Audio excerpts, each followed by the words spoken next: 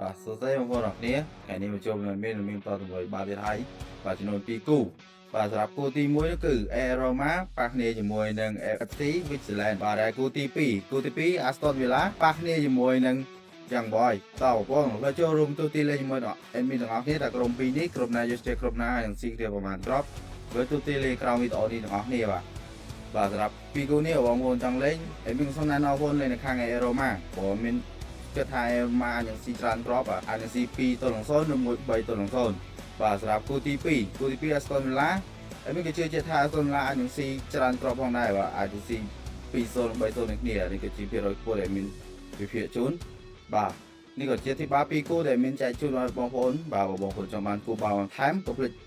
ចុច link នៅក្រោមវីដេអូបាទហើយមានក៏មានតម្លាក់គូបាល់ថ្មីរៀងរាល់ថ្ងៃផងដែរបាទភាគរយសុបហើយជាចុងក្រោយបងប្អូនជួយចុចវីដេអូនេះកុំភ្លេចចុច like និង share follow មាននៅផងដើម្បីជាកម្លាំងចិត្តឲ្យមានធ្វើវីដេអូបន្តបាទសូមអរគុណជួបគ្នានៅវីដេអូក្រោយ